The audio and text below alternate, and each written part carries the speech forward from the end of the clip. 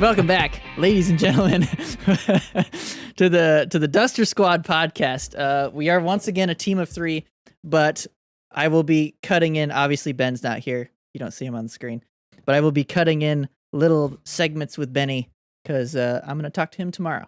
So don't fret. You'll get to hear that Canadians fan speak if you really want to. And see his beard. His glorious beard. Yep. What are you talking about? Mine isn't good enough? Let me see. You haven't shaved in a while, right? Out of all of us? That's actually pretty good, dude. Wait a minute. Yeah, dude. It's not come quite, back to the camera. It's not quite connecting here, but it's not bad. That's good. It's a nice trim. You got a nice trim line on the bottom there. But it doesn't connect right here. Because mine... It's this spot right here. Yeah, right there. That's a tough spot. Even I sometimes don't have hair there. Dude, you know what? You're top two now. Top two. You're top two. Mike and I are just like, you know what? Mustache time. It's mustache time, yep. All right, so we haven't actually talked in 2 weeks because we took last weekend off because of American Thanksgiving, which is Thanksgiving. Mine October like it is for Canadians. But yeah, so I mean, how was your guys' little break if you had one? It was good. We continued the tradition to go to Chinese the night before. Very nice. Very nice. So this was funny. So there was probably a group of 25 of us that ended up going to the Chinese place. Yeah. 25? Yeah, it's like my whole side of my mom's family that are available. Oh, that's cool though. Yeah, that's cool. Dang. 2025. There was a good amount of us. Anyway, Liz came with me for the first time, right? And nice. She says, "Man, I've never seen you this excited. You're really in your element right now, aren't you?" Yes. Yeah. We don't have Chinese buffets around here. Not really. We really don't. It's kind of lame. Wait, you drove back home. Yeah, it was up north. With your friend. That's why. Okay. I was going to say. Okay. Yeah. Very nice. So then we had Thanksgiving the next day, and I'll tell you, getting stuffed the night before does not make for a very, desirable next day. It seems like a questionable, tactic going I was talking to my mom about it, and she's like, I wish we would do it a different day instead of the night right before Thanksgiving, but I'm like, well... Hey, you can't change it now. Yeah. It's tradition. It's when everybody's here. Yeah, that's true. And Sunday, when I came back, so Saturday, they went over to get, my aunts and uncles went over to get P-Vans. So they snagged me a dog. Nice. On the coming back, so I had one of those. Then we got Chick-fil-A on the Dang. All kinds of food. I also had P-Vans. We got it on Friday, and it was my first time going into Canada since everything. So that was cool. Oh. Yeah, it's easy now. Dude. You don't even need they don't even check No, it doesn't matter for Americans to cross. It's different. They still restrict kind of Canadians coming in. Oh, do they? It's a tougher process for Canadians to come in. They still got to check vaccination statuses and all that stuff. But Americans going over and coming back, it's basically back to normal. Seems like it. So, Mike, you went to Canada? I did. I went it was 10 miles in, but yeah. Oh, okay. Did you get a coffee crisp? No, I asked my dad if he wanted to go down the street to the Couche-Tard, and he was like, "What the hell's that?"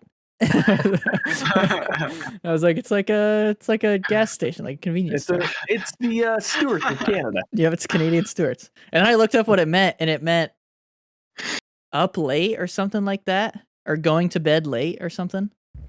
Yeah, it's a late night gas station. Oh wait, yeah, because it's open with those bars across the street. Yeah. So you said it's called Couche-Tard? Yeah, because it's right. You're tardy. Tard is late. Yeah. Yeah. Don't flag me, YouTube. I'm not. Whatever. It's French. It's Français. And then le couche is français. is like couche is like bed, I think, or bedtime or something. But yeah. So yeah, there's a little look into me and Nick's Thanksgivings. Eric, did you have any wieners this Thanksgiving? No, I did not. Dustin did have wieners in the form of red peppers, however. Oh, so you what? You give him no, red pepper? Well, yeah, we give him red pepper. And we just cut it into long strips. And we, by the way, to all the viewers, I usually don't disclose names on here, but Dustin's the name of my guinea pig. He's a handsome, chubby boy. Dusty. He was featured on the in the Long Island vlog quite a bit. Yes. But Thanksgiving was fantastic this year. It was very small.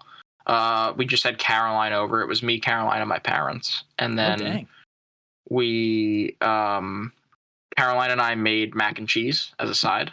Nice. And my parents they did like the normal thing. They just wanted a side. They did stuffing, turkey breast, mashed potatoes, carrots. It was awesome. I ate so much food.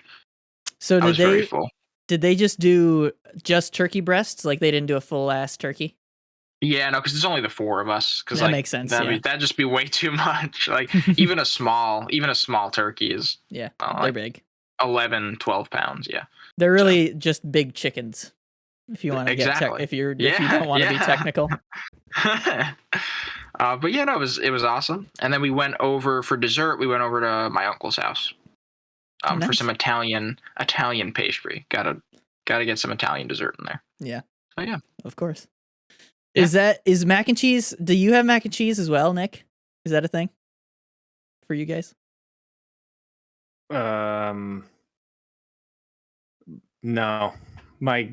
No, we did it for the Friendsgiving when we did it at Brian's. Yeah, but we don't do it as a part of the regular one. Come on, brain, do it. Yeah, regular. But my grandparents do it for Christmas. Okay. Ooh. Okay. Yeah, it's very good. Making homemade mac. Oof. Yeah. Oof. What cheese did you use? Velveeta? That's the no. Well, that's the thing. Caroline got some fancy cheeses at Trader Joe's, so we used those, which is nice. All right. It was actually you'd like it. It was a jalapeno pepper jack. Yeah. Oh yeah. And then oh man, I like that. If I had some leftovers, I'd ship them up to you. Yeah. But and then a Gruyere and cheddar mix. Gruyere is very good for for melting and for like a little sharpness. I guess. Yeah. And a creaminess at the same time.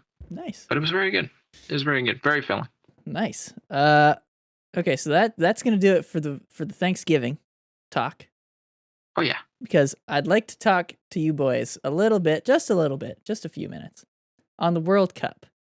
The FIFA World Cup is happening, has been happening for the last week or something.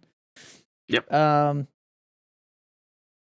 Because I'm watching this. I watched a little bit because it's on Fox, and that's this part of the station that I work at is Fox, and so we had access to it. So I was like, yeah, I'll just put it on while I'm working, whatever.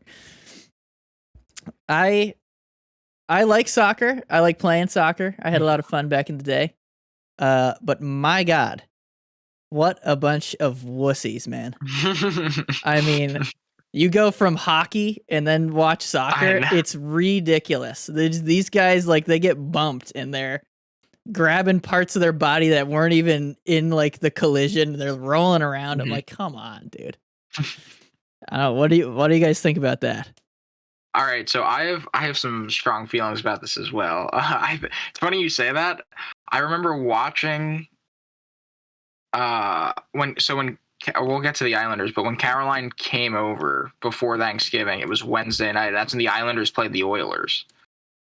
And before that game, we were watching a World Cup game. I forget which one, but we went to hockey, and I remember something happened. An Islander player did something, and I just was like, in my head, I'm like, oh dang it, they're gonna call that.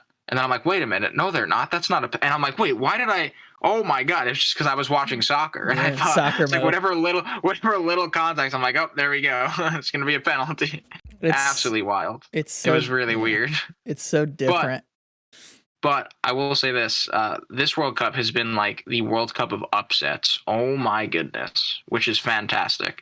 But I think when people say soccer is such like a dramatic sport, it honestly is. And I don't want to like knock soccer. Is it frustrating that people try to like draw calls? Basically, yes. But at the same time, just like the passion that the fans and the players have, like every single game, they do anything that it takes to win. Anything that it takes to win. And I just absolutely, it's for entertainment purposes, it's fantastic. That being said, I think the nature of the game, like the way there's one ref managing an entire field. Like I know there's only one guys. Yeah. Oh, geez, I didn't know that.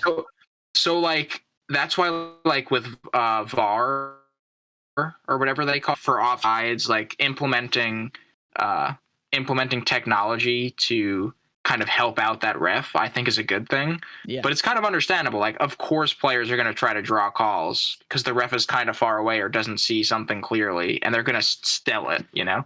It's kind of like basketball, right? I mean, Nick, I know you probably follow basketball more than anyone here, but it's like the nature of the game is to draw calls.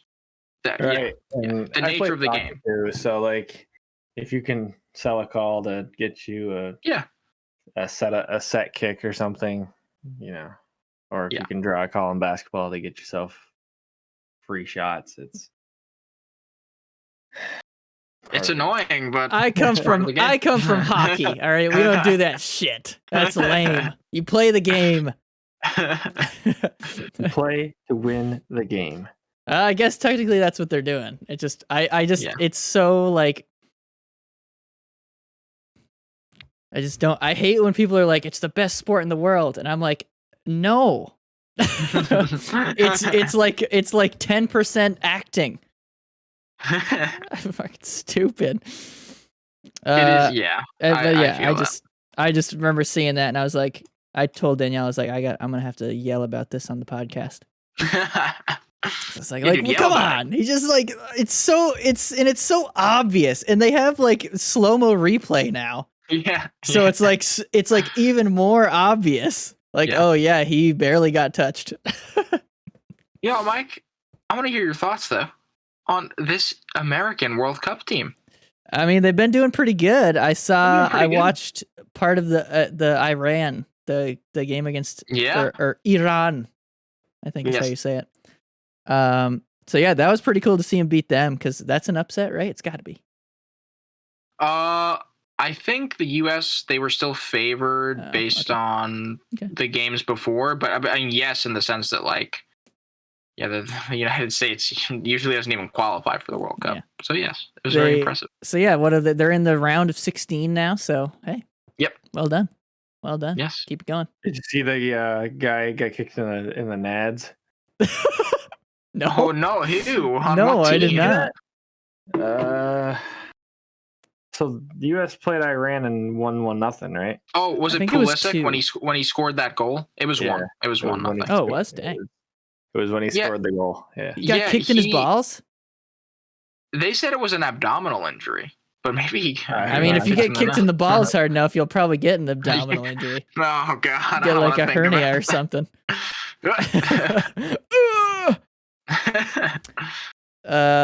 I did not see that, but I want to, and I will be looking that up after.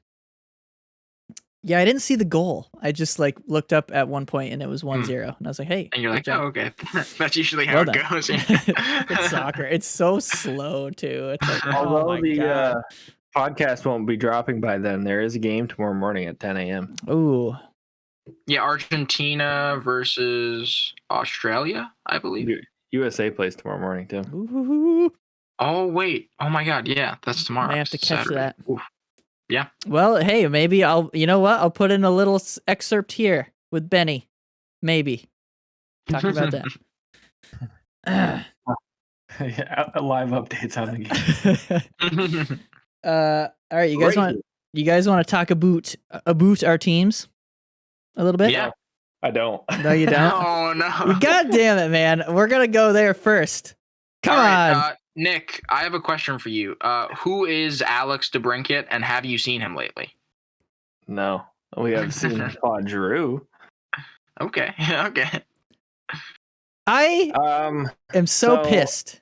I believe, if my memory serves me correctly, that the Senators have won 2 of their last a bunch. No, come on. Here, I'll tell you. They beat the. No, that's not right. They lost. They did beat the Kings. So they had that like 8-game losing streak. Oh, They did. 3, 4, 5. that's brutal, man. Well, they're 4-5-1 in their last 10, so that's nice. Anyway, so that since we didn't talk last week. Yeah, there's a lot of games happened. They lost 2-1-2. Excuse me, lost 3-1-2, and they're playing the Rangers currently. Oof, that's not fun. Now, so maybe I'll put that one on. They lost the Rangers on Wednesday, but so they aren't scoring a ton right now, and Shabbat's back off of injury. So good. Is he? Good. Dang, that wasn't very long. Yeah, he's back. Talbot hasn't looked great. Yeah. I had him for like a second, and then which is unfortunate. But you didn't really get Talbot to be the guy right now anyway. He's more, I don't think, at least. I feel like Forsberg is the guy. Forsberg hasn't been good this year. Forsberg right now is 4-7. He's got a 3.4 goals against average, and his save percentage is a 904. Oh dear.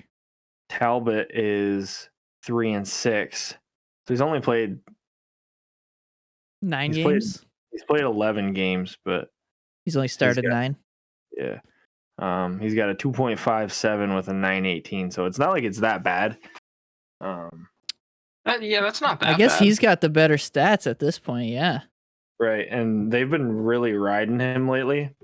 Actually, you know what? I'm pretty sure 918 is better than Vasi. Yeah. Right now. 918 is better than his career average. He's got a 915. Oh. Not by much, obviously, but that's a good career average. Yeah. I think you can thank last year for that one. Yeah, probably. Yeah, that was a good Minnesota team. I think the biggest problem, and I've fallen into my annual trend of neglecting to watch games, which I have to start, but I will. Whenever I look at the box scores after the game, the worst thing that I'm seeing going on right now is I'm seeing all these friggin' lines shuffling all the time. Oh, really? I look at the lineups prior to games most days at work. Yeah. Well, yeah. Gotta kill some time. And I'm like, okay, Pinto's bounced off the third up to the second. He's on the first tonight. I'm like, what is going on? Yeah. Like he's windmilling. I understand why they're doing it, but it's like you had a great third line and now you don't. Who got hurt? He was like, who got hurt? Norris. That's what frigged up. Norris started skating this week. They weren't expecting him back this year at all. Oh, wow. So, wait, Norris started skating? Yeah. Non-contact skating. So whether or not that's a good sign, I mean, I presume that to be a good sign, but that doesn't mean that he's going to come back. I mean, I remember who was the guy? Is it David? No. Who was the guy for the Bruins that had concussions all the time? Concussions. I don't know. Crosby had a bunch. Dennis Savard? Yeah, it might have been him. I'm remembering. His career ended early because of that. Yeah, he got concussions all the time. Yeah, but I remember he was able to skate non-contact all the time. So I'm like, that doesn't mean just because he can skate non-contact doesn't mean he's good to go. Yeah. Yeah. But it's promising. Anyway, fire DJ. Do you really think that's the thing? Is get him out, get somebody new? It might help. What? Okay, so what do you think about this though? I know we've covered this like briefly before. What about bringing old Eric back? Old Erik Karlsson. They need a better defenseman, and he's obviously scoring points, so it's going to help. I don't think and they have do it. The problem the cap space, right? To give up. Sorry, what was that? They have the cap space, right, to do that, or no? Probably, but you have to give up a lot of assets to be able to get that. It would cost a bit.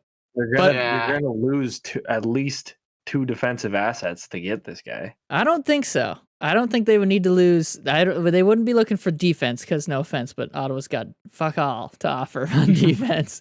They have some young prospects, but that's you don't want to do that because that their prospects, they could be your future, and Karlsson's 32. 32, had a bunch of injuries already. He's not going to play for that much longer. But I think the big thing there, I don't think they would be looking for that much back from Karlsson because they're just trying to clear cap space. Because he makes too much money for what he does. So they'd be just like, please just take him off, please. Yeah, I mean, that's all. That just depends on what San Jose wants to do with it. That's true. I would love to see it because that would be awesome. It'd be a nice homecoming. Yeah, right. And he'd be wearing the 2D Senator as well, not the 3D one. He should be wearing the C, but he wouldn't be. No, that's Brady's team now. Yeah. All right. Is that all you got on the Senators? It's a somber moods for Senators fans lately. Yes, I will add in that I had them in third, making the playoffs. So yeah, they basically have to win like 7 to 8 out of 10 continually for the rest of the season to make that happen. So probably not possible. I don't think so. No. So there's one pick that I have wrong. All right. Who wants to go next, Rick? Yeah, I'll take us through the Isles. I haven't talked about them. Yeah. Second. I'm just gonna start by saying tonight. I mean, I know this is gonna air not tonight, but they're playing the Preds right now, and currently Kyle Palmieri and Cal Clutterbuck are day to day. I don't believe they've started this game. Yeah, Clutter, bleep it out. But yeah, he's not playing, fortunately. And who? I'm sorry, I thought someone else. Oh, and Josh Bailey. And Josh Bailey's also day to day. So those are 3 guys that cause the Islanders to shuffle the lines a bit.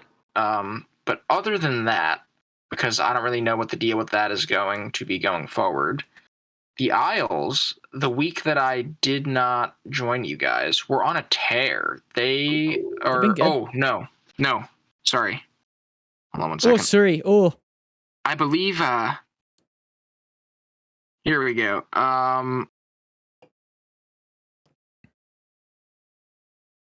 Yes, no, they were not on a tear. I'm sorry. Thanksgiving week they were on a tear. They beat Ottawa 4-2, but then they lost to Nashville and Dallas on a little road stint in there. Yeah. Which is pretty I mean, Dallas is a very good team, obviously. The Nashville game I actually watched. That was a weird game. It's back and forth. It was a 6-5 game, I think. Jeez. No, 5-4, and Sorokin and Saros were both in. And I know Saros has been shaky this year, but 5 goals, that's not an Ilya Sorokin game. Although I believe it was 4 with an empty netter. No, it was 5 goals. Yeah. So yeah, that was kind of shaky. But their last road game was against Toronto, and they came back in the third period as they do. And they beat him 3-2. And they carried that momentum into a homestand against Edmonton, which was their best game of the season. They shut out the Edmonton Oilers 3-0. I did see that. That is impressive. I think Jack Campbell was in net, but the fact that they did not let McDavid, Draisaitl, or the other offensive weapons on Edmonton do anything is very impressive. Sorokin stood on his head that game, and the D-core looked very good. So based on how they were, that game felt like a playoff game, and that made me excited because it was like, oh wow, when the Islanders are at home, prepared, off of a day of rest, okay, this is what could happen at full capacity. If they really want to play like that, that's what they're capable of. See, all I gotta do is get in. Yeah, and in the last year, there wasn't any game that I can remember that had that kind of atmosphere where the crowd was back into it and the team had that that burst of energy. So that was really cool to see. Very nice. And then they beat Columbus and Philly. Columbus they beat on the road, and then Philly at home. And then they just recently lost to the Flyers because I don't know if you guys saw the amount of fights in that game. That game was kind of all over the place. I saw like I think, did I see the highlights or it was on? I saw some video and they were talking about it. What happened in the game before? So to be honest, I didn't see the game before, but Parise and all, like, just after the play, people were going at it. And the highlight of that game was Oliver Wahlstrom ragdolled Tony DeAngelo. I don't know if you guys saw that video. I did not. But Wahlstrom was throwing DeAngelo around, which is great. Because ex-Ranger fills my heart with a little bit of happiness. But so there was just some bad blood, and that's exactly, you just kind of had that feeling like, oh goodness, okay, so Tortorella and his Flyers, who just, Tortorella thrives off of being pissed off, finally get to rematch the Islanders. There's no games in between. It's just we play the Islanders, 2 days of rest, and then we play the Islanders. So, dang. Yeah, and it was a close game. I think in the first game, I think there was a bad hit somewhere, but I don't remember seeing it. I know Romanov something laid a happened. Pretty big stick on someone, but it wasn't a dirty hit, I don't believe. Something happened because they were talking about something. But okay. I don't know. Yeah, well, freaking Cizikas has an issue this year. He just keeps hitting into goalies. I'm like, buddy, you gotta calm down here. But hopefully, I don't want the Islanders to be a goon show. Jeez. Yeah, but overall, the Islanders, solid. Like it's compared to last year, nothing but good things to say about them. I don't know if I mentioned it. Barzal finally scored some goals. That was exciting. Yeah, we did. I think that might have been the week you weren't here, so I had to say it. But yep. But they are so the Islanders are third in the Metro right now with 30 points behind only the Hurricanes and the Devils, and that's a weird top three, but also that's like good on them. Yeah. Good on them. Yeah, well, 2 points ahead of Pittsburgh, so Pittsburgh's picked it up. They're catching up. So, after that abysmal start to the season, oof. But we've got some Pittsburgh news that we'll get to later. So. Oh yeah. Oh yeah. All right, so it's my turn then. Oh, take us through the bolts, buddy. All right, so what did the Lightning do? They've been winning, which is good, but they've had 2 games against Boston and lost them both. So they didn't beat Boston. Yeah. They didn't play well in the first game against Boston. But the second game, I would say they outplayed them. They got pretty heavily goalied. But Boston, I mean, they played good defense, and whatever, but they outchanced them, and I'll out ozone timed them, all that good stuff. So we're real quick. Boston used both their goalies each game. They used Allmark and then Swayman, or I don't know. They weren't back to backs. Okay. Yeah. So it might have. I know at least one was Allmark. They might have both been. Okay. But I can't remember that. Okay. Either way, both pretty good. But yeah, no. They couldn't beat Boston, which I was annoyed about because I really would have liked them to take one game against Boston because they need to fucking lose if they're going to be in a wild card. And then they beat Buffalo, which they did not deserve. They played like shit. But they got it was actually interesting because you could see the difference of experience and no experience because obviously Buffalo is super young. Not a lot of experience. And at the end, the Bolts they were down by 2 with 6-7 minutes left, I think. And they scored 1. And so they got it within 1. And then Owen Power chips it over the glass, gets a delay game penalty. The Lightning score on it. Yeah. And then it goes to OT, and Stammer gets a snipe. Yeah, that was a rocket. I saw that. Yeah, that was nice. Jeez. Yeah, and then speaking of Stamkos, we get to yesterday's game against the Flyers, and he gets a nice secondary assist on a Nick Paul goal, and which is his 1000th point. Congratulations, Steven Stamkos. That was in how many games? 945. He's the 4th fastest active player. That's to 1,000 points. Hella impressive. Games played wise. Wow, yeah, that's hella impressive. He's actually got 1,000 points faster than Patrick Kane. The only 3 ahead of him are ahead of him are Ovi, Malkin, and Crosby. Yeah, to be expected. Soon to be McDavid. But yeah, it's pretty cool. Wow. Nice. Yeah, congrats. Yep. So he's been like for a while now. He's been like he's had the most points for a Bolt. But now he's first in points, first in goals, third in assists, second in assists, first in games played. Yeah, he's the best player in Lightning franchise history. Yeah, call him Mr. Franchise. I was gonna say. Yeah, I've been very privileged to have seen his whole career play out the way that it has, because it's pretty awesome. As a lifelong Lightning fan, he's the Bolt. Like if you ever think of the Lightning, that's who you're gonna think of from now until, probably like 40, 50 years. Yeah. Because he's not done. He's still going. That's true. Still going. Yeah. His next milestone is 500 goals. He's 6 away. Oh, easy this season. He'll get it. He'll get it this season. Oh yeah. But yeah, that's pretty much it. What are they? They slowed a bit because of the Boston games, but they're 7-3-0 in their last 10. That's fine. The problem though is tomorrow they play Toronto, who is on a 5-game win streak. Yes. Yeah, Toronto's doing well, which I did not think they were gonna do, but here we are. This is a tested game right here.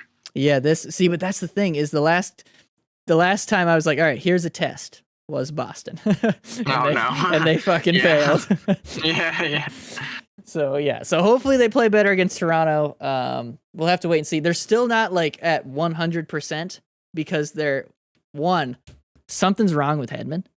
I don't know what, but he looks like a shell of himself. He doesn't look comfortable. He's not fast. He's not making good decisions. There's something going on there. Mm-hmm. And 2, we are still waiting on Cirelli to come back. So. Oh yeah, he's still out. Yeah. Okay. And he is very important because he locks people down. He's our Bergeron. He's the Bolts Bergeron. Yeah. I mean, you know how Tampa does it. They just wait until the end of the season. Everyone comes back healthy, and then they're like, "Oh, you thought you can get rid of us?" Then bam, into the playoffs. Hold my beer. They just need to make it to the postseason. Then that's it. They'll take it over. Yeah. Hopefully Edmonds okay. Florida's been at this year. No, it's Calgary. Never mind. Wrong division. What? I was thinking that Florida was struggling this year, but Calgary's the team that's struggling. Yeah, Calgary is. I mean, Florida is too. To be fair, they're both teams. Yeah. Both the teams do not appear to have gained very much from that trade. But, yeah, the difference being that Calgary's lucky enough to be in the West and Florida not so much. Pretty much. Oh man. All right. Before we move on here, we're gonna take.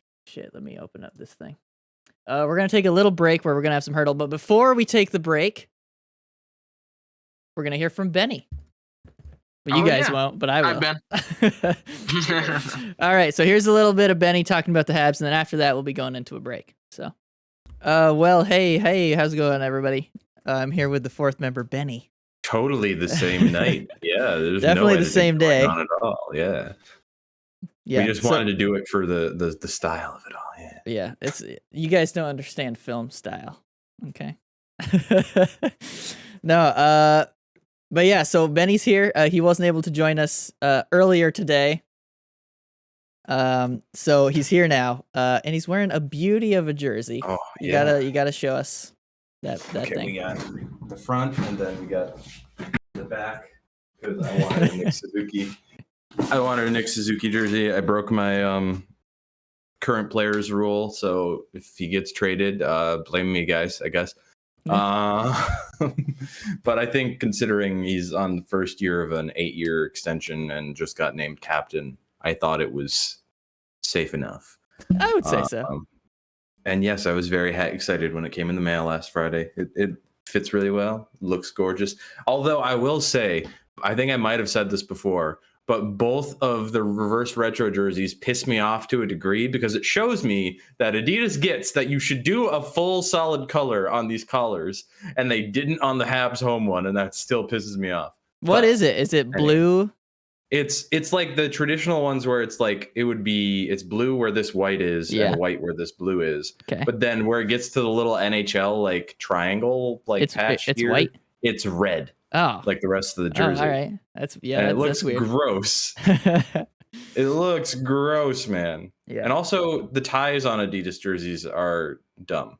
They've always been kind of dumb on most, but at least with the Reebok one, like they set the NHL thing like behind the tie, and the tie would kind of bring together like two little parts of the jersey. On this, it's literally just the collar, and then they put like a tie on the outside of the jersey, just placed it under, and it looks so dumb. Yeah.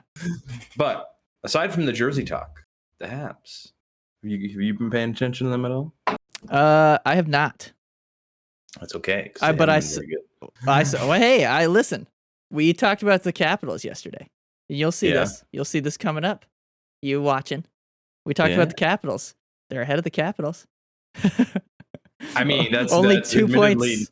Not the highest bar this year, but they. I mean, their goaltending came back down to earth a bit, and they're just kind of showing a little more of what they actually are the last little stretch, just because they had a nice start, but they are still a team that's regularly using 3 or 4 rookie defensemen every night. And also they don't really have more than one line going right now. And they also there's that where Nick Cole and Kirby kind of cooled off a bit. Oh, so, which I mean, you weren't going to get that same level of production. They were both Nick and Cole had like insane shooting percentages for like the start of the season. So it's like, everything makes sense. I'm not surprised by any of this. Yeah.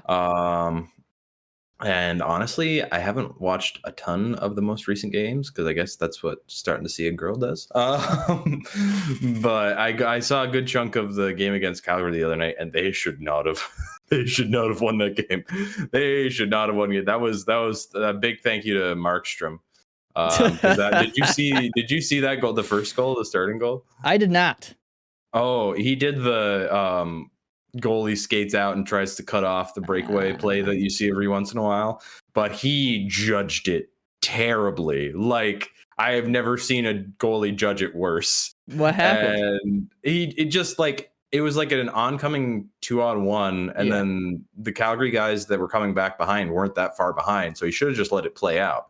But he like went in and like took out the puck and like went into Monahan's legs, but then the puck just went to Slafkovsky and he just kind of dangled it in a little bit. And it was weird. I was like, damn, you actually got it through some guys, because there was like some Calgary guys falling and he like got it between them. In between, like Matrix style. Yeah, and then it went in the net. Nice. And the easiest goal of his life, probably. But yeah. So that was the start of the game. That was like, I think like a minute in too. So it was not a great start for Markstrom. And then Calgary proceeded to just bombard Jake Allen. I think the final shots were something like 40-something to 20-something in favor of Calgary. And I mean, that's what you would expect. Stood on his head. Yeah.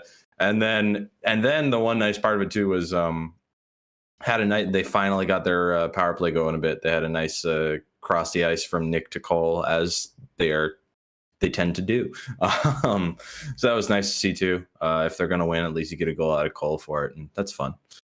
My fantasy team. Yeah. Well, good. And like I said, they're ahead of the Capitals, low bar, but they're also only 2 points. Yeah, I think they're a win out of a playoff spot. And the thing is, they've had an extremely easy schedule so far. Has it been easy? They have not played very many like top 10 teams. I think they only had like 4 or 5 games against teams like that. I was hearing it on some podcast that was doing it.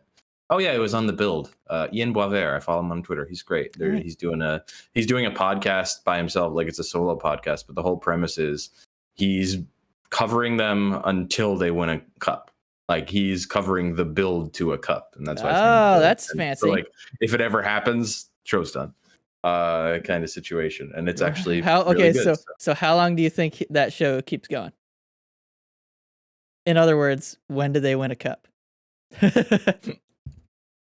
Well, you've heard it here first, folks. It's either going to be, I'm not even going to be entirely decisive because I don't know, but I'm going to give 2 windows. It's either going to be 2025 or 2026. Oh, so that 2-year span, you think it's somewhere in there? Yep. Right. It's going to be one of those two springs.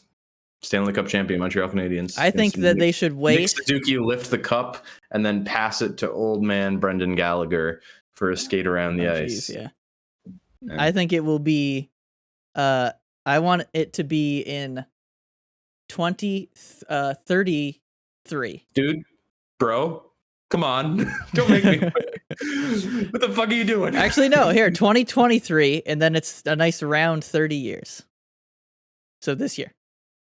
Oh God. I don't think so.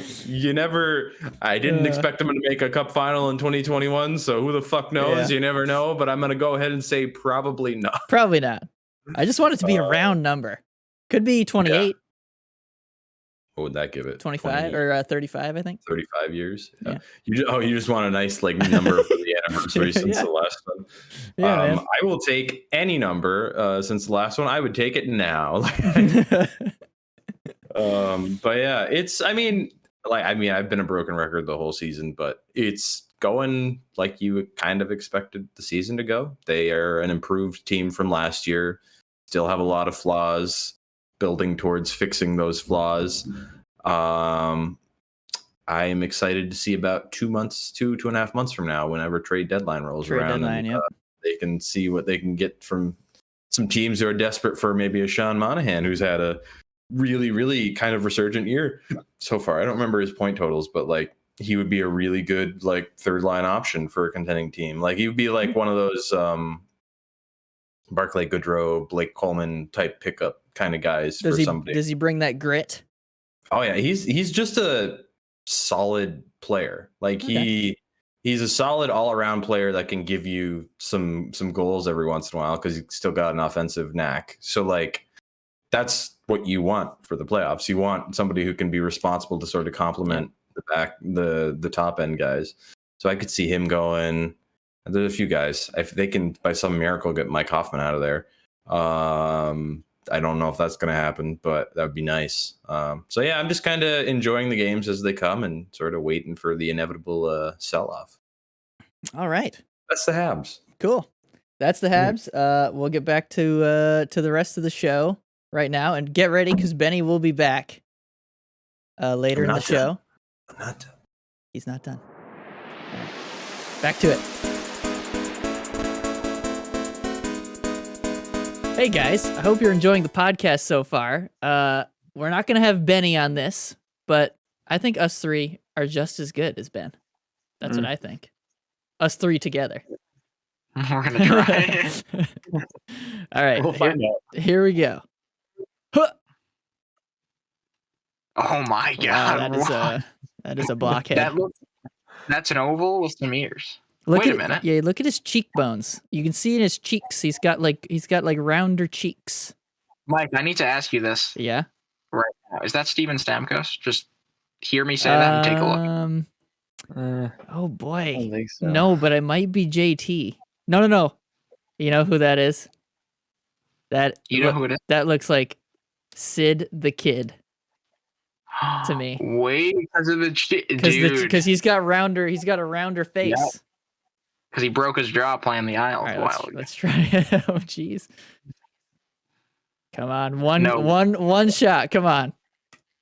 Fuck! Oh, man. All right.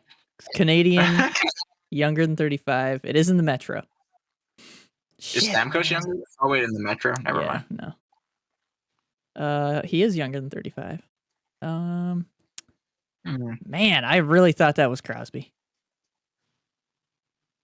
On the Metro, but it's not Pittsburgh. So think about the Metro teams. We got Carolina, Washington, all the New York teams except Buffalo.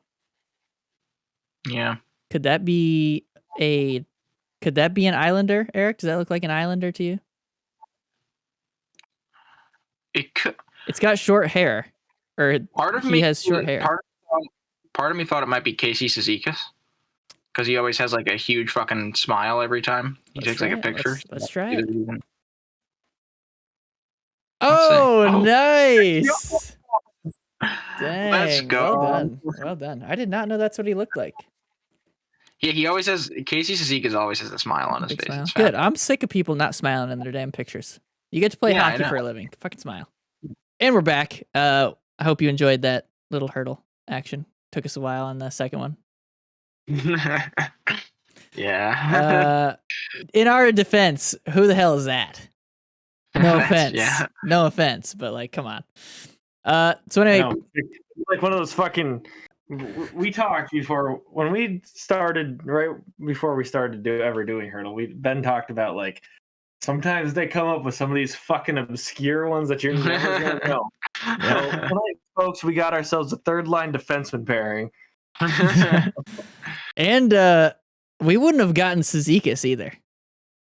Like if Eric wasn't here, no fucking way. Yeah. No, probably not. Yeah, but yeah, we hope you enjoyed our troubles. All right. First things first here. Chris Letang suffers a stroke during practice, I think. And this is the second time. This is the second one. I remember the first one. I remember it was back. The way they describe this story is that he called the team doctor and was like, "Yeah, something doesn't feel right," and he like described the symptoms, and they were like, "Oh, like I think you like had a stroke. You should like go to the hospital immediately." Yeah. So it was something like that. That's nuts. At least that's I know, which is absolutely crazy. But like, yeah, I guess it was one of those things, and like, I don't really understand this, but like, I guess like when it happened, like it could be like a slow thing that happens, and you just feel like off, a slow burn, or weird, yeah. And if you obviously when that happens, it's good that he reported it to someone when he did, because then he was able to obviously get that sorted out. But yeah, that's a really tough break. I remember when he was first out. I know he had issues with strokes before in the past. Yeah, actually, it's right here. It was 2014. He was the last time. It was right at the beginning of 2014. And actually, so this is why it happened, and this is why it's happened again, I think. I don't know what it's called because it doesn't say it in here.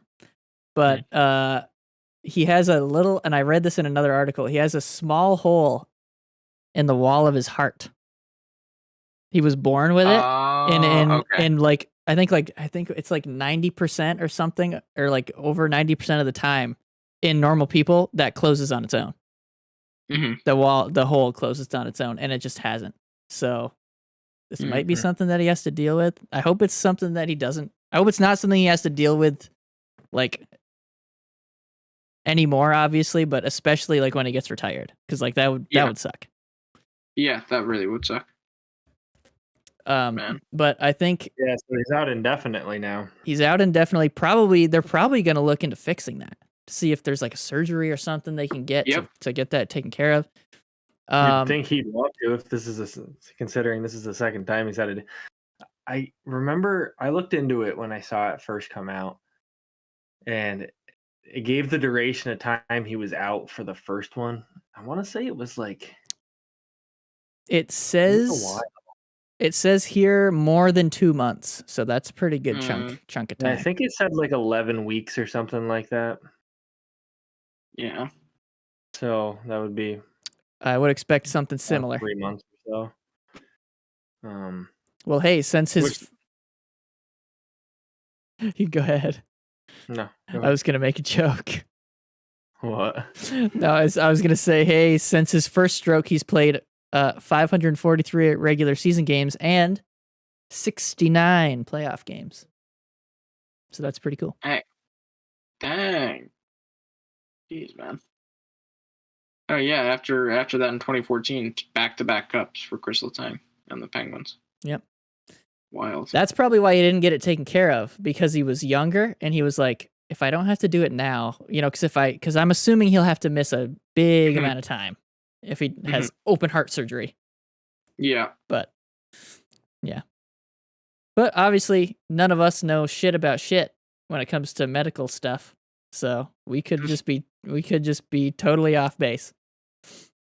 But I wish him well, and I hope he's okay. And I hope he comes back soon and is healthy. Because he's a fun guy to watch. Yep. All the best to him. A big blow to the Penguins' back end, though. It is, yeah. Yeah. We'll have to see if they can stay in it. Yeah. Personally, he's part of the reason he kept them in it last year. Yeah, he had a crazy year last year. He was playing out of his mind last year. Yep. Looks like Crosby and Malkin got to step it up. Who even else plays defense for them, dude? I have no idea. This guy named Peterson. Yeah, I do know that. Marcus or something. Yeah, Marcus Peterson. Oh God, Ron Hainsey. No, wait, that was 5 years. Kidding. I was like, no way. No, right? Yeah, that was Ron Hainsey does not. Oh yeah, does not play for them. All right. Well, we wish him a speedy recovery. And yeah, do it, man. That's all I got. Yeah. All right. So you guys watch this video because I sent it to you. Told you to watch it. Yep. It's where this is the infamous at this point Dallas Stars goal against Winnipeg when they had an open 4x6 to shoot at because Hellebuck's helmet got knocked off. Now, when you first watch it, you're like, okay, that's Jamie Benn rubs up on him like aggressively, and his helmet comes off. So like that's Jamie Benn knocking his helmet off. Yeah. And then why did the whistle not get blown? Yeah. So you may remember from the Stanley Cup final that the Lightning scored a goal when Kemper's mask got knocked off. Mm-hmm.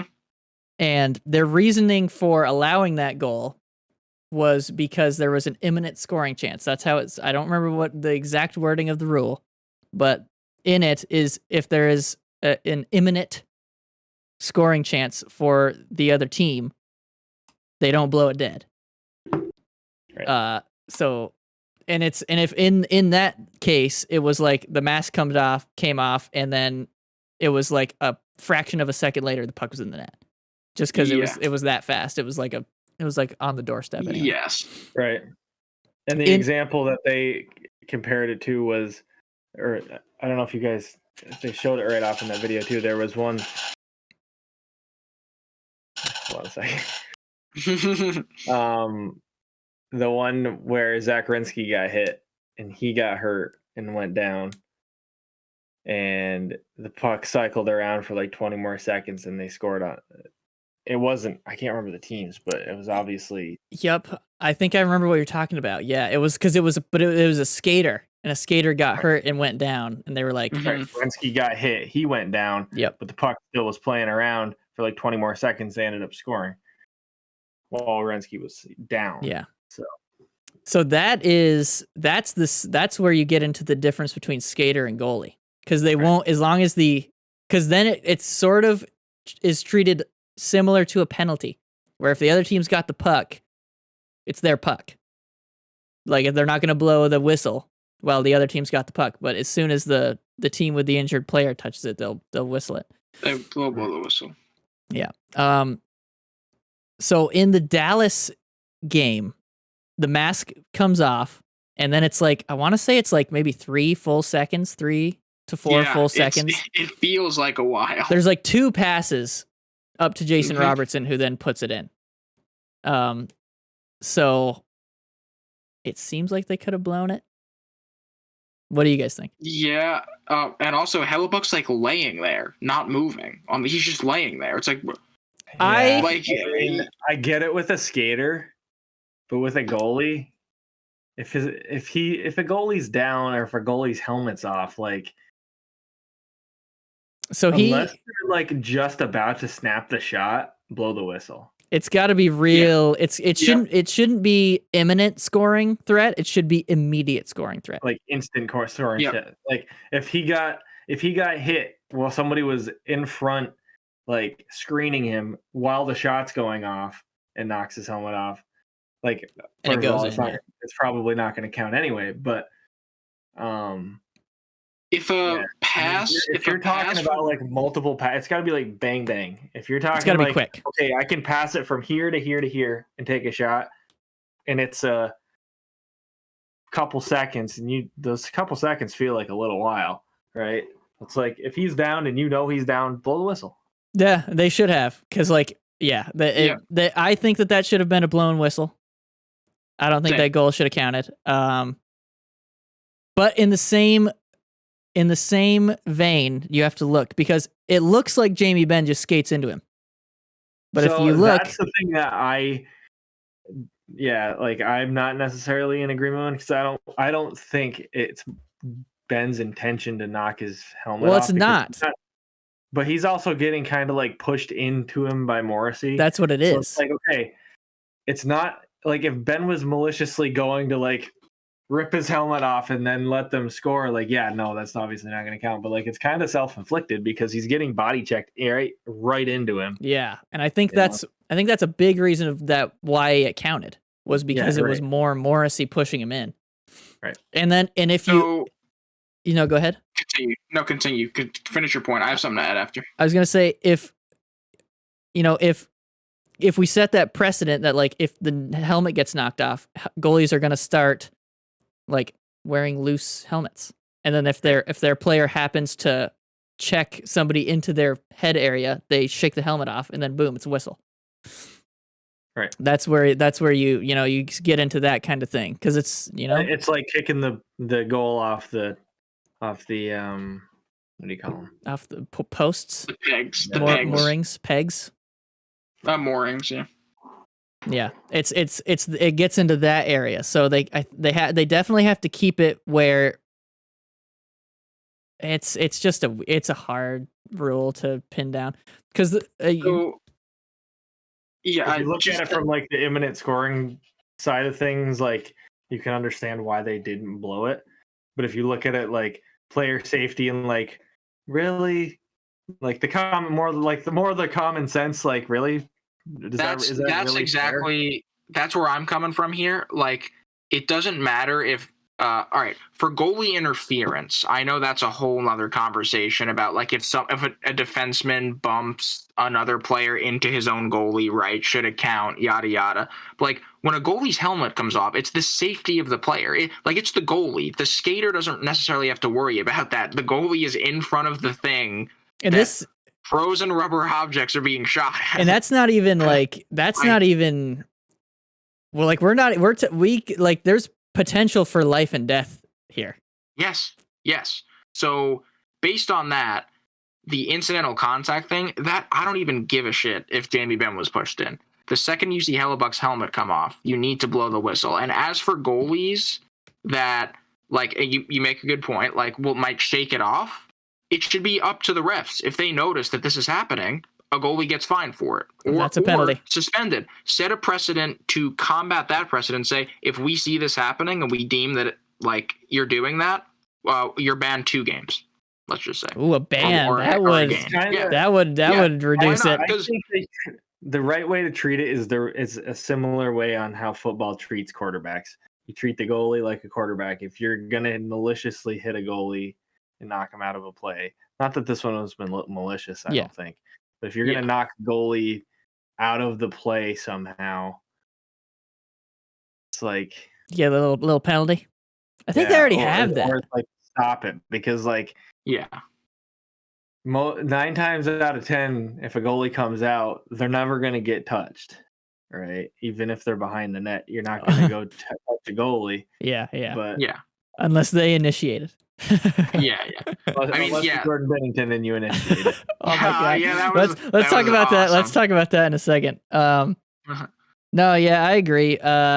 I think so another thing that happened, and it happened I think it was the next day after this goal happened. The next day, Florida was playing, and Spencer Knight's helmet got knocked off, and it was clear as day. And it took him like 3 seconds to blow the whistle. He blocked a shot with no helmet on. Like, bro, that's no. And I was like, that's insane. You like, that's insane. You got to blow this wasn't even like a rule problem.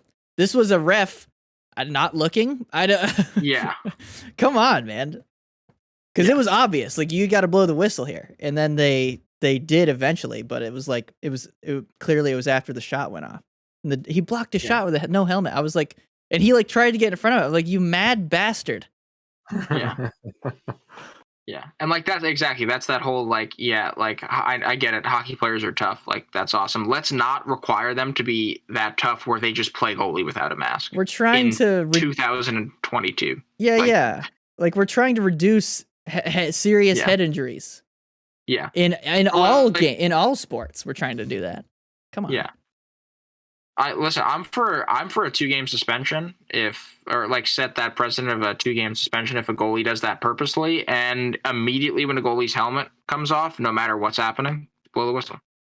Yeah, I think that's Well, and then the gray area is that fraction of a second thing. That to clarify, that's more what I meant by like to treat the goalie like a quarterback situation. If a goalie loses his helmet, stop the play. Yeah. It's like if the quarterback gets hit maliciously, like you're stopping. There's a flag, Yeah. There's a flag, there's a penalty, right? So whether that's self-inflicted by a goalie knocking it off or not, at least stop it. I think you got to blow it, He just purposely knocked his helmet off. He's fined now, or he's out of this game. That's why, but then, and I don't want to keep this going too long, but then you see some goalies will shake it off when it comes loose in order to be like, hey, my helmet's loose, and now it's not here. Yeah. So like, or like if that's something's broken on it. Yeah. So like that's interesting, but that's the thing. Like with that, they do that because, like you said, if there's an issue, if refs don't notice it, like if refs don't notice it when the helmet's across the ice, and they're like, oh, look, Spencer Knight's head, like. What's that helmet doing over there? Screaming like, "Hey, dude! Like my helmet's effed up," and they shake it off together. So like, I understand that. Yeah, it's interesting. It's interesting. We'll see how it keeps going. And we're back with Benny, because Benny wants to talk about another Ben. Actually, it's not really. He had like the smallest part, but the Hellebuyck thing. So what are your views on that? What are your thoughts? Well, as I've said before many a time on this podcast, I spend far too much time on Twitter, and seeing some of the shit people were saying about the situation, the amount of like salty Dallas fans like being like, oh, well, Morrissey pushed him in. Oh, well, by this rule. Oh, the goal counts. I'm like, all right, that's fine, guys. This isn't the conversation that needs to have happened, right? Like, fine, have your goal, whatever. But like, maybe that shouldn't be a goal. Maybe if the goalie loses his helmet like that and is very clearly in distress on the ice and like is just kind of down and out, like maybe we should have an automatic whistle. Like this is the conversation to have. Like, sure, whatever, take your goal, whatever the fuck. That shouldn't be. Like, yeah. Like I don't think anybody's. I mean, I'm sure there probably were some people arguing like, by this rule, it's not a guy like. Whatever, sure. Like, I don't want to get into the NHL rulebook because it's a dumb, hard to read like series of contradictions, and like I don't want to do that. I just want to look at this situation and be like, maybe we shouldn't let that happen. And I feel like that's the easy response. I don't know. Well, the only thing that causes like the problem is that if you set that precedent, how much of the time are goalie's helmet's going to get knocked off to stop the play. Right. Which is similar to the goalpost thing that's sort of going on. Yeah. But which I don't like. Yes, there is some danger in terms of like giving refs a gray area to make their own choices. We've seen in a lot of other very instances. large danger. We've seen in a lot of instances where that can cause issues. Yes, but I don't know. I feel like there's got to be some level of common sense to it. Of like, I think a ref can see that and like see that as an instance where you could maybe blow the play dead there. I don't know, because it's a player who is regular, like his job is to stand in front of them, and it's not the 1950s anymore. We know that it's an extremely bad idea to have them standing in front of them without a mask. Like, I don't know. It's like a very open and shut thing for me, which I mean, obviously, you'd have to deal with like the gray areas and whatever, but like, I think a ref should be able to blow that dead there. I agree. Like based on their judgment, like, it's not like a situation of like where the goalie's still up and about and like moving around and like it comes off and he's like flinging it around like, hey, like he was very clearly clipped by a guy and was on the ice just like motionless. It's like, yeah. And I can't tell because he continued to play, so I can't tell if it was an injury or maybe he just tweaked something for a second. Right. Or if he was just hiding as a smart human being. Honestly, what I'm thinking. I don't want my head to get hit by a puck kind of situation. Yeah. Regardless, like, I think that's something you should be able to stop. It's the I think what they need to look at. I think the way it's written is okay, but what they need to do is define. And it's so convoluted and there's so much going on, but they need to define imminent scoring chance. Right. That was the whole thing. They need to redefine that. Oh, well, Dallas still had possession or whatever. But I don't know. I feel like there's got to be a better option there, because like that's so very clearly not safe. Like, no. Well, and I'll tell you about this. I don't have the video. I wish I had the video loaded up to show you, but Spencer Knight's helmet came off and it took them too long to blow the whistle, and he actually blocked a shot with like his abdomen with no helmet on. Yeah. And I saw it and I was like, blow the whistle. Yeah. He doesn't have a helmet. But especially the in NHL, what do you expect? Yeah, they need to figure that out, because especially like today, because we're getting more and more information on how serious head injuries can be. Mm-hmm.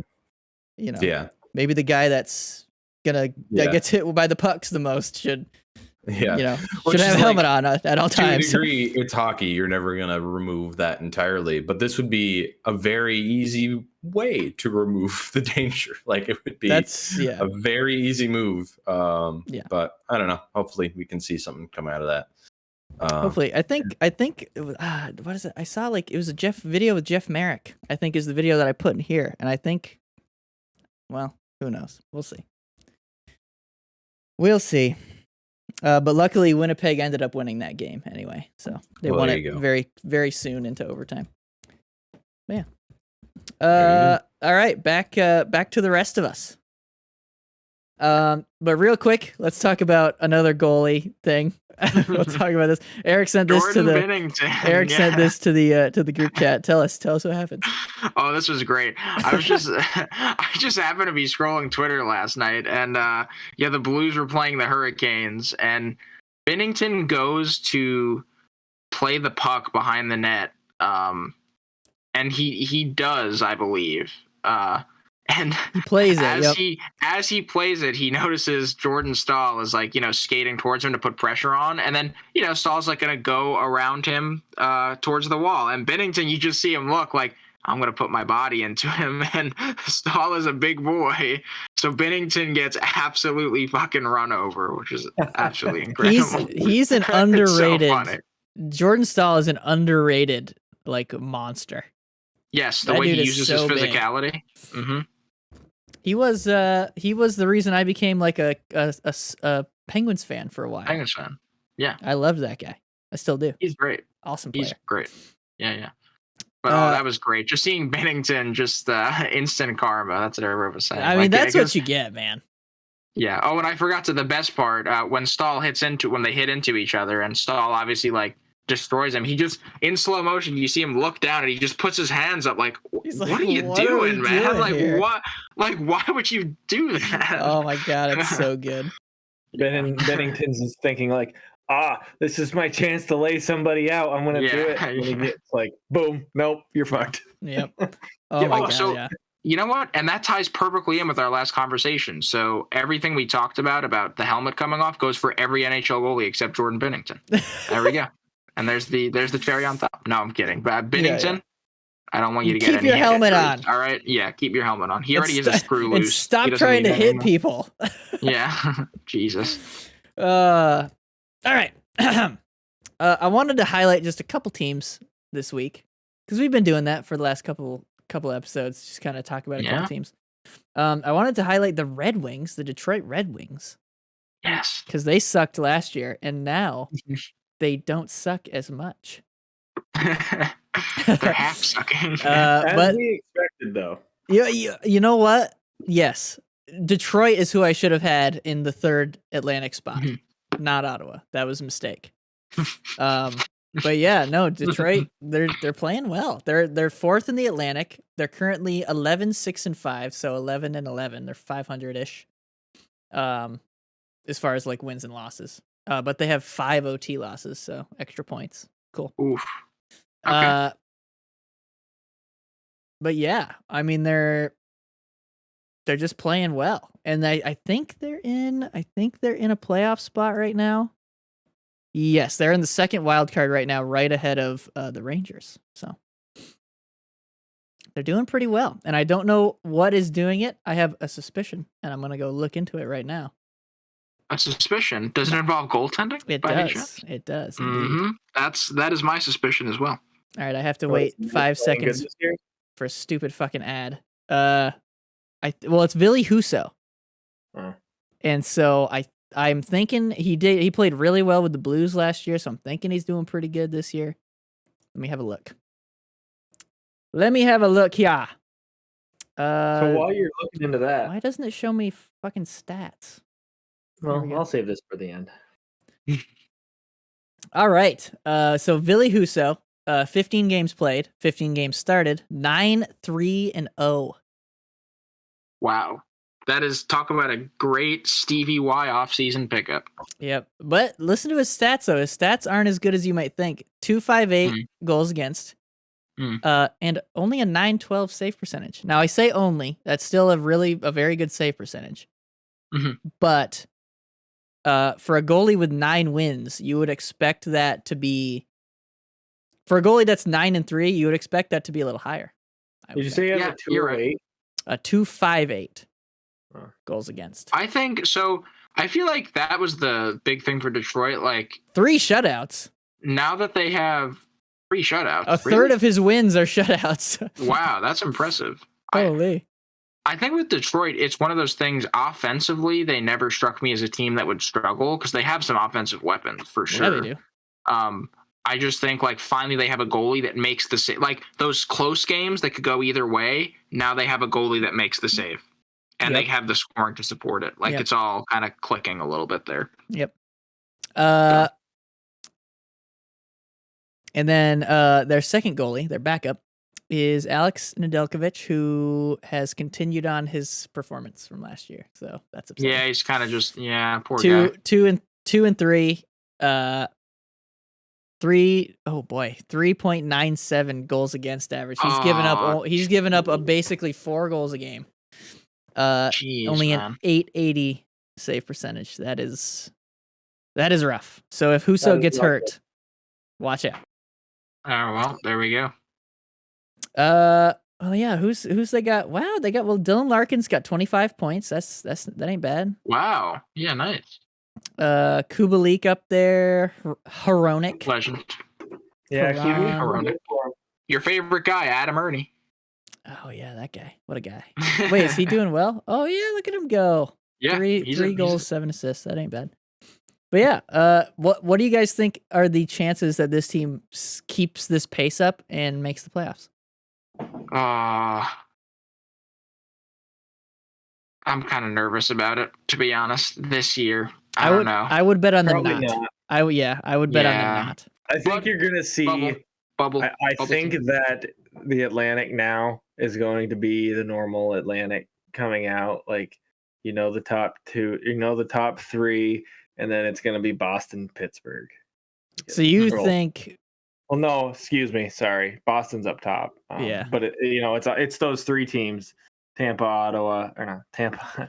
This guy, Toronto. This guy had a long day at the office. Tampa, Toronto, Florida, and Boston and Pittsburgh.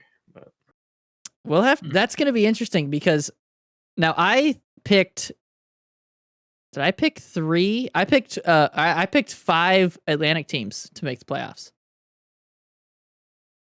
I think I'm going to be wrong. Yeah, you did. I think I will be wrong in the end. But if you don't think Detroit makes it, then we're looking at 5 Metro teams because the other Atlantic teams ain't making it. I could see that the way this season's going so far. Oof. Which is weird though, because like the Atlantic is. You look at the Atlantic, and on paper, the Atlantic's far better. Than the Metro. But we also the Metro's just cooler, Oh, sure. Totally. Nobody saw the Devils. Because the teams in the Atlantic are just so tough, right? Like you're gonna they're playing them more, so yeah, you've got more. Right, and like games. even Ottawa is keeping some of these games competitive against the good teams, so it's like yeah, Ottawa. So yeah, they're in the basement. They still have 8 wins. They're in the basement. They've got 8 wins, and also their goal differential is only like -7. Oh no, their goal diff is really good this year. It's not. It's like it's not like -30 like the Ducks is right now. They're losing when they lose. They're losing close games, and when they win, they're winning. By a couple goals. I think is how it's been going. But it's interesting. Also on the Red Wings site, it's still the old Buffalo Sabres logo with the Navy. They should probably update that. Yeah. Yeah. It's been a couple years. All right. And then the second team I wanted to take a look at because this is surprisingly shite. The Washington Capitals now. They are currently 10, 11, and 4 and 6th in the Metro. That's not even in like in the whole conference. That's in just the Metropolitan Division. They're 6th place. They're only above Flyers and Columbus. Oh God, yeah, that's not where you want to be. So I mean, what do you guys think's going on here? Ovi's still doing okay. Ovi is still doing okay. 25 points in 25 games. Kemper hasn't really been the goalie answer for them, it seems to me, from what I've watched. But that being said, I don't know who the Capitals have on defense other than John Carlson. So I think you might be closer with that second thing, the defense, because what's Kemper's stats? Kemper probably still has good stats. Right? They're pretty good. So he's played 19 games. He's played a lot of fucking games. 19 games. Okay. So this, sorry, Darcy. Didn't mean to badmouth you. Continue. He's 8 wins, 9 losses. So wait a second, that doesn't add up. 17 games? Do they count the games he's played as if he comes in relief of like? Well, they count the games played as the games he come in relief, but the score, like the win-loss. Yeah, the games started. They do have a game started stat. They're both the same. So I think he's gotten pulled a couple times. Ooh, okay. Is what that means. Yep, that's what that means. But 8 wins, 9 losses, 2.53 goals against. That's pretty damn good. All things considered. That's better than Ville Husso. Yeah, I was gonna say it's right about Husso's stats. And then his save percentage is .915. Wow, yeah, that's so. All right, he's doing his job. Yeah. So yeah, I think. Well, let me list you off their D-men. Why can't I just look at defensemen? God damn it! One of the guys is named like Ferriarvi or some shit like that. I can't even tell who's defenseman because the fucking. Well, I gotta look at the goddamn thing. Yeah, I think it's defenseman. Who do we got here? Who do we got? Alex. Oh my God, this name. Alexander Alexiev. It's Alex. Oh man, Alex. John Carlson, Martin Ferriarvi. Ferriarvi. Oh, it's Farabee, I think, actually. Farabee? I think it's Farabee. I might be wrong, though. I might be thinking of Farabee. Farabee is how I thought this. Eric Gustafson. Oh, jeez. I believe a former Sen. and Islander for like 3 seconds. Oh, and Islander. All right. Matt Irwin, Nick Jensen, Dmitry Orlov, and Trevor Van Riemsdyk, who I did not know was a defenseman. So Dmitry Orlov isn't bad because I'm pretty sure he plays on the Carlson pairing. But wait, yeah, but so Van Riemsdyk isn't terrible, and JVR is not bad. Yeah, this is TVR. Listen, it's the Jordy Jamie Benn situation. Let me tell you about TVR's career. TVR's career, he has 94 points in 481 games played. Is he good defensively, though? He's a +6. So that's that seems to, all right. The Caps defense could definitely use some work, but like they're the Capitals. To me, Laviolette's still their coach, right? Yes, and actually, yeah. Hmm. So let me tell you, this could be their problem right here. Because, God damn it, why don't they just have the stats and the roster in the same fucking thing? So, Kemper with a 2.53 goals against, their backup, Charlie Lindgren, Habs legend. Yes. Has a 3.4 goals against. Not great, but that's not that much. If you put those together, I'm trying to think if you average those out. I can do that. Like a 275. Yeah, it's just under 3, I think. Okay, yeah. So in order to win games, they only need to score 4 goals. That's kind of a lot. Yeah. But doable. It's doable, especially for the Capitals. You got Alex Ovechkin, best goal scorer in the history of the league, basically. Yeah. And here is where it comes down to it. Ovechkin is a point per game, 25 points, 25 games. And then it drops down to Dylan Strome. 18 points in 25 games. Not bad, fairly respectable, but only 5 goals. Offensively, the Caps are struggling, it seems. Yeah. The next highest goal scorer, Ovi's got 13. The next highest is Connor Sheary with 8. Connor Sheary, Penguins legend. And then John Carlson with 7. So they... a defenseman is up there. This sounds like the Islanders from last year. Jesus. So I think offense might be their problem. So they haven't been getting any help from Oshie this year then. Oshie, I believe... Yeah. Oh, shit, he has played. Oshie got hurt. Oshie was hurt for the beginning, or he's hurt now. He's only played 14 games, and he's got 9 points in those 14 games. Okay. So respectable again, but... Yeah. But when you listed the Caps so they defense, don't have Backstrom. Yeah, he's hurt. He's hurt. They don't have Backstrom. So what's going on with Kuzi then? Kuznetsov is 3rd in points with 16, so he's not doing what they need him to do. I'll say that. Yeah, right. He's not playing like he did last year. Last year he was good. Yeah. So I would say that's pretty crazy, because I started thinking that it was the goaltending. Then I was like, oh no, it's not. It's probably the defense. And then now I'm thinking the offense is the problem. You could always improve on the defense that the Caps have, but again, like the way I look at it, it's like, okay, their defense, at least top 4, are like kind of established NHL players, like they're guys, you know. So you should be able to kind of make that work with the offense that you have. Yeah. But yeah, it's just not clicking. Not clicking. Poor Darcy Kemper, man. Now let me ask you this question: do they figure it out and make the playoffs? Let me tell you what's happening here. Let me tell you, they are currently 24. Well, they're only 3 points. They're 3 points outside of a playoff spot right now, because the East is insane. Yeah.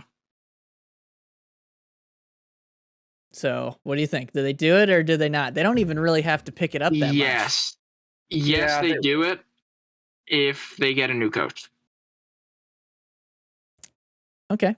So, also, I think they'll get some help. Like Kuzi, Oshie, those guys will pick it up and they'll be okay. I think so too. And if they get Backstrom back. Is he supposed to be back or is he out for the year? I don't know. That's a good question. I think it's one of those like, and who knows? Like he's out for a long time. No return date. Yeah. Also, just for context, one spot ahead of the Capitals, 2 points outside of a playoff spot, the Montreal Canadiens. Yeah. Benny's boys. Yeah, so he was practicing in a non-contact jersey 2 weeks ago. All right, so he's got a good chance of coming back this season. I can't believe the Canadiens could make the playoffs this year, dude. Like they really could. They could. They really could. They could. That would be insane. They just gotta make it on vibes. Good vibes. Good vibes, yeah. Fuck, man. You know what happens when they get in there? You don't even know. They might go all the way to the final. Yeah. Just to get owned. You take a lot of pride in that one, don't you? I really don't, because it was honestly like bullying. Here's a problem. As of 2 weeks ago for the Caps, Oshie, Backstrom, and Orlov were all out. Oh, dang. With no expected return dates. Yeah. So. Okay, so yeah, they're going through a rough patch. They could definitely turn it around. All right, you know what? I'm still going to stand by my coach thing, but also... New coach time. But also, Nick is right. They still can make it if they have the same coach. I think they'll make it. I think they'll make it in, but I don't think they'll do much. Listen, I love Kemper. I think he got his ring, and I also think he was shielded by just Colorado's ridiculous team. Yeah, team defense off everything. Oh. Yeah. But yeah. What do you guys think? Sound off in the comments. Will the Capitals make it? Will Detroit stay in the playoff spot that they have? Will the Canadiens make it? Only time will tell. Only time will tell. Will you, as a fan, go to ASU to see a freaking Coyotes game? Let us know. Fuck, man, I'd do it. What is it, like $20? Yeah. Okay. Last but not least, boys, let's go over fantasy hockey real quick. Eric, by the way, I meant to text you. I offered you a little trade. You did. Shit, I should have opened up the standings. I'll go first. Go ahead. While you're doing that, hold on. There was a contract signed this week, extension. Oh, that's right. Oh, is this Brian? Yeah. Wait. Yeah, we got to talk about that.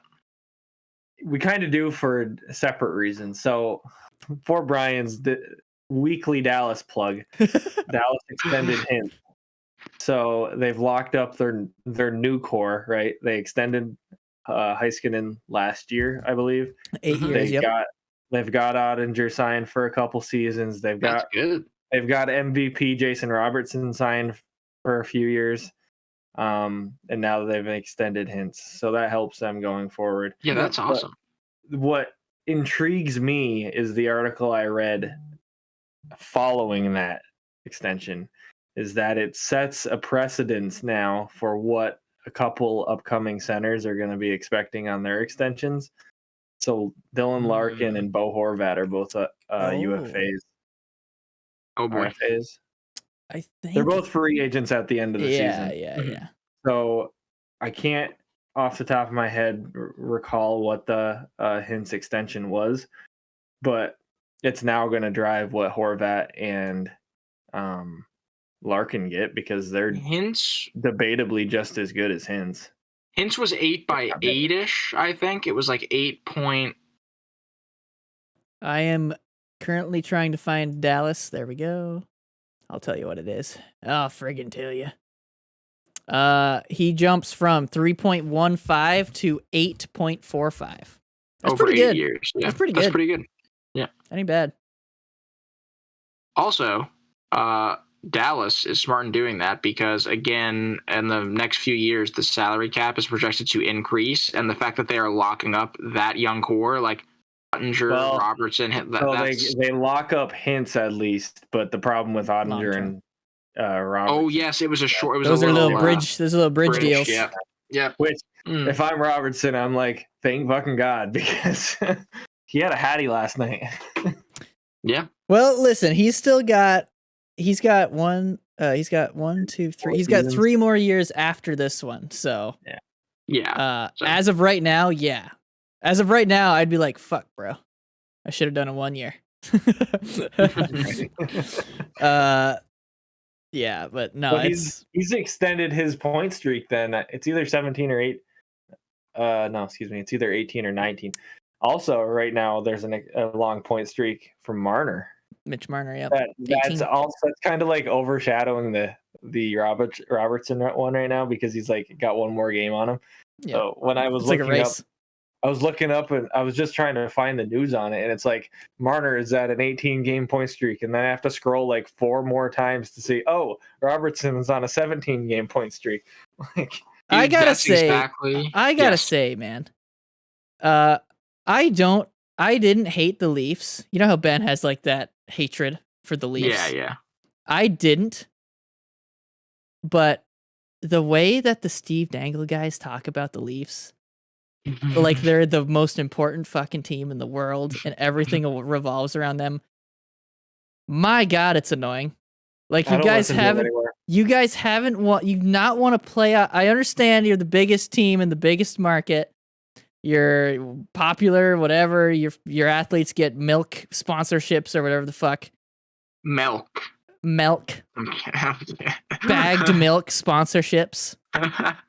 But you guys haven't won a fucking round since 2004. Your team is a joke. I'm sorry. Well, one thing that is intriguing about the Leafs, this will be my last thing I throw in. I was reading last week that Jacob Chychrun wants to be traded to the Leafs. Oh, dang. Because he wants to play with Austin Matthews. Just wait. He'll be down in Arizona soon.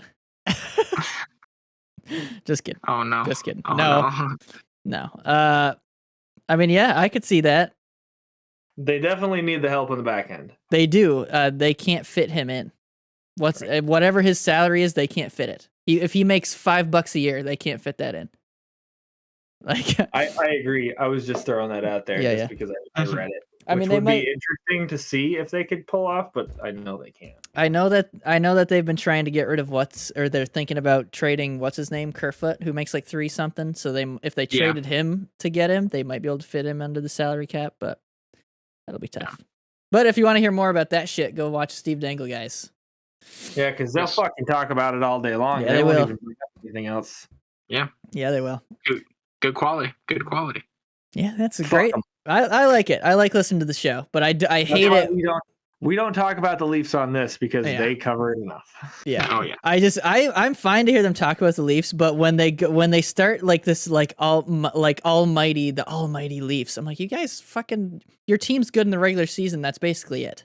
Like, I think they know that though. They do. You should fucking also they all like you know it.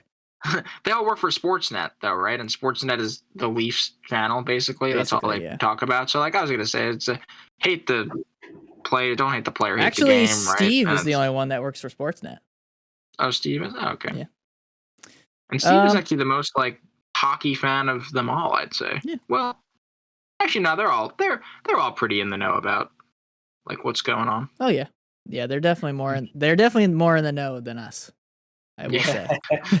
Well, their jobs is to cover sports. Our jobs are not. Yes, it is. All right, you guys want to talk about fantasy real quick here? Yes, I'll go first. Yes. I'm real far back now, and I forgot to set my roster 2 nights ago, and I left a bunch of points on my bench, and I'm like, so this is it, Eric. This is how your season ends. Come on, Rick. You can do it. Hot dog, baby, ketchup. Hot dog, baby, ketchup. Yeah, I think that's his team name. Yeah. Cat baby hot dog. Team Cat baby hot dog. That's my team name. There you go. So it's actually, first of all, you should accept that trade.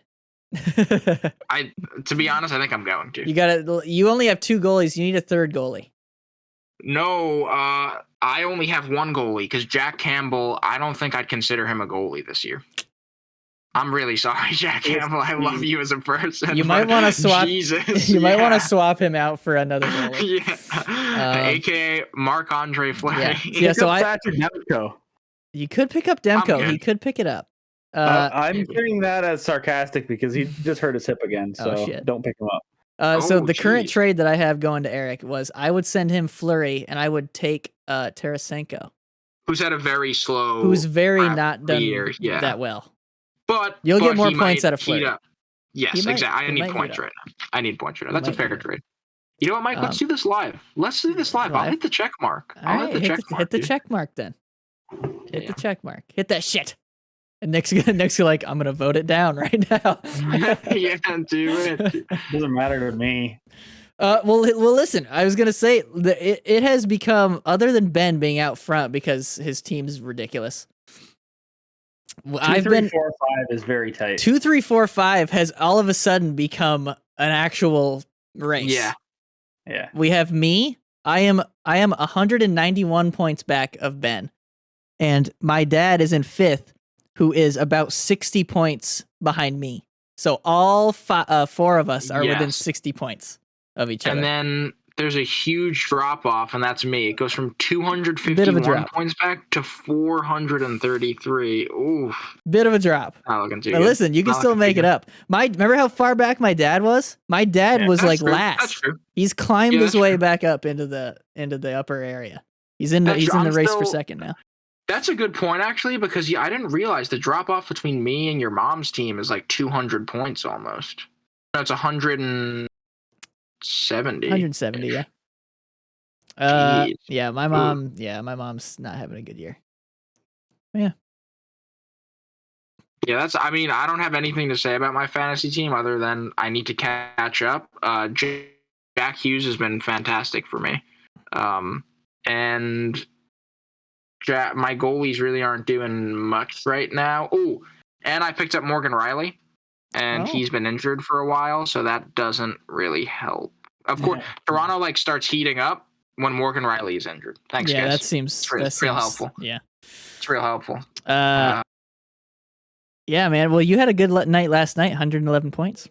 Yes, no, I had a great. And see, that's the annoying thing about my team. I know they have it in them, just inconsistent. So the 2 teams that I really bet on this year to get me some sneaky points in fantasy, I thought the Kings and a Kopitar-Fiala duo would do that. And I thought good. Yes, no, he's been good. And Kopitar's been okay. But Philip Forsberg, man, yep. He's been okay. He hasn't been like. That was your second pick, wasn't it? Yeah. No, third. Was it my second pick? I feel like Sorokin was up there. I don't know, but yeah, he was up there because I'm like, oh yeah, he's coming contract year. Nashville's going to try to go for it this year. They were a weird little we just got in. Nope. Yeah. That could change. That could change at the end of the year. But that's it. That's all I got, man. Well, listen. We'll say my sleeper pick was taking Robertson because he didn't have a contract when we drafted. That was a good pick. That was a real nice pick. For me. Well, let me tell you this, Eric. I'm in a similar boat because I took Huberdeau second. Yeah. In the second round, and I took doing nothing. I'm pretty sure I took Nazem fucking Kadri in the third round. And they are both they're both now free agents because they suck. Dude, and you're still in second place right now. I'm telling you, my team I don't know why I'm in second because of the way that the people that I grabbed, if they haven't performed at all. The dudes that I drafted, I've dropped almost all of them. And I know except for goalies. And I don't know how I'm up there. I really don't. But I just, who I just picked up and I'm excited about? Matty Beniers. I was looking at him and I was going to. He's been a free agent for a long time. I gave y'all a chance. I was like, I'm taking him. I gave you all a chance. And looks like you. Yeah, he's good Seattle, man, this year. We should talk about. Did you guys talk about them? I think we might have, but we can revisit them next week. We can revisit them next week. We'll see how they do. We'll see how they do this week. Another Ben cut in. This time for fantasy. I probably just scared the shit out of people wherever I put that because it's gonna be not loud and then it's gonna be really loud. Another Ben. Really suddenly. But yeah, you're still solidly up front. What's the secret? Things. Is it just taking all the best players in the draft that everybody else just leaves there?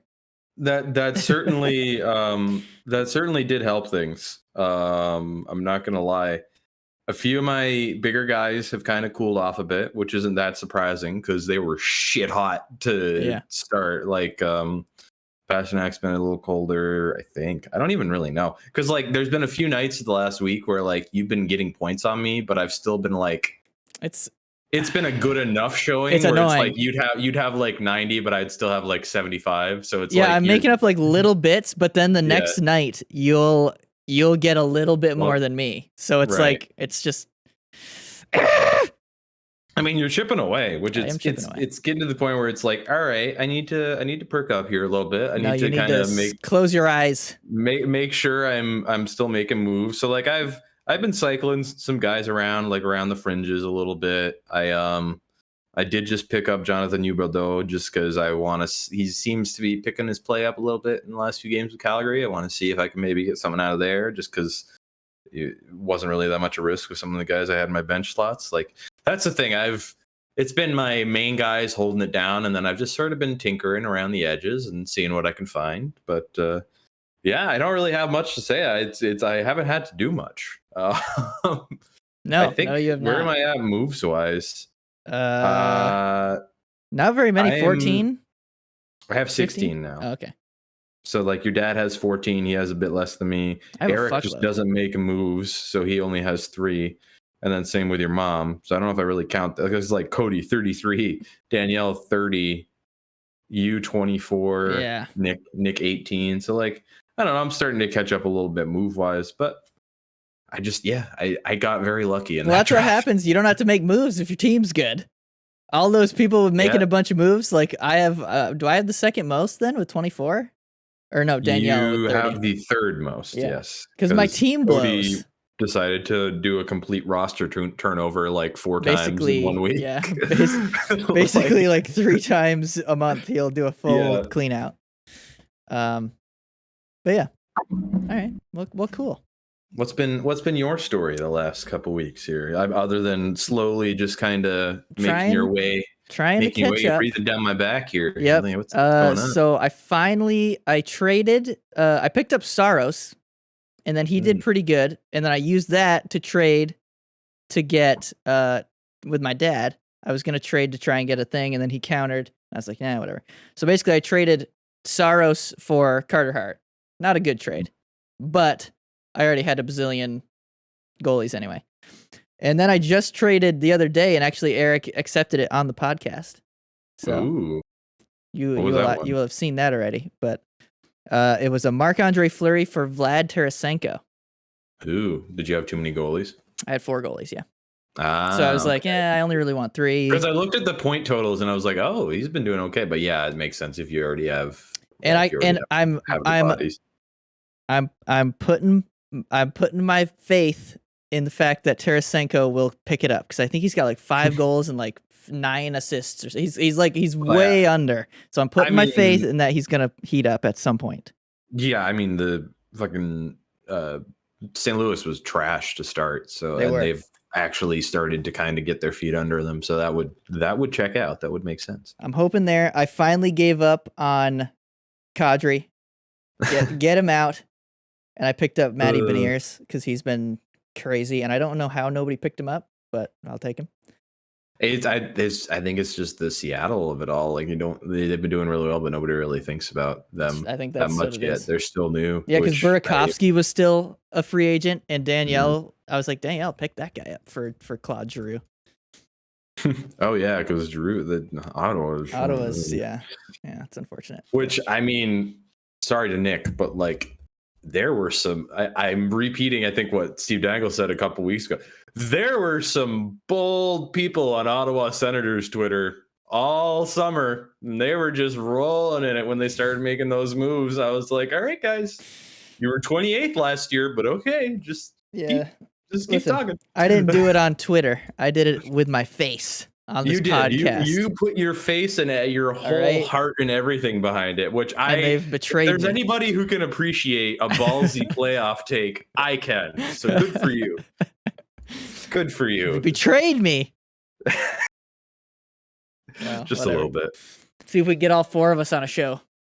I don't know if we've had all 4 of us on a show in like a month. 2 months. It's been a while. Month, yeah, not 2 months, but a month. Yeah. I won't be here next week. Motherfucker. Oh no, Nick. That's all right. I gotta go to a wedding.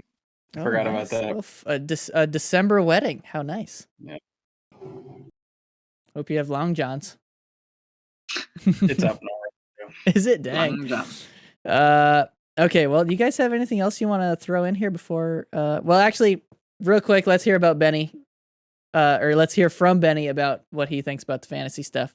He's in a comfy lead, but yeah. Nick, did you want to add anything into fantasy? Because your team okay. No, I like my team. His team's doing well. He's right behind me. Like he's like 20 points behind me, basically. So I enjoy the nights when Mike scores 30 and I score 50. And I'm like, I'm gaining on him. This is bullshit. All right. Well, we're gonna go to Benny real quick. Ben. Okay. All right. Either you guys got anything to add to this show before we peace out? I actually do have one thing to add to the show, and I've been waiting to tell this. So, funny story. It's a story. Funny story. So, Caroline does this volleyball league in New York City. This is a hockey-related story, folks. And one of the guys that's on her team is this guy named Frank. I think he's in his early 30s, and he's a firefighter. And I think he's a firefighter. And anyway, he every time Caroline would she would send Snapchats to everyone. She'd be like, they'd play volleyball and go to a bar in the city after. It's awesome playing rec sports in the city because you just walk to a bar after. There's bars everywhere. So sick. And she would always Snapchat the group. And this guy Frank always had an Anaheim Ducks backpack on. And I was like, oh, I guess he plays hockey. And Caroline would always tell me oh yeah, Frank would tell me he plays ice hockey. He's big into hockey, right? So last night was Caroline's last game of the season, and she told me they were sitting at the bar after playing, and they were talking about how many people do you know until you know a famous person, one of those things, the degrees of separation. Yeah. And Frank goes, oh yeah, I went to high school with Jonathan Quick. Because I went to high school in Connecticut, and I know he's telling the truth because Quick went to high school in Connecticut. I know that because I'm a huge Jonathan Quick fan. I was like, holy crap! And he's like, yeah, Quick, there was this popular girl or whatever that Quick really liked, but he went away to play hockey, because he was really good. And Frank's like, yeah, and then I started dating her. I'm like, oh my god! Dang, so you can be like, I took a lady from Jonathan Quick. His exact quote, Caroline said his exact quote was, he may have won the war, but I won that battle. That was his exact, because he's like, 2 Stanley Cups later. Well, Quick this week just turned into the #1 goalie for the Kings again, without a doubt, because they just got Peterson. Quick turned into the #1 goalie after they put Peterson on waivers. After Peterson had to be put in for Quick, who let in 5 goals on 9 shots against the Kraken. The Kings are a disaster right now. Wait, did Peterson get claimed off waivers? No, not yet. Oh, okay.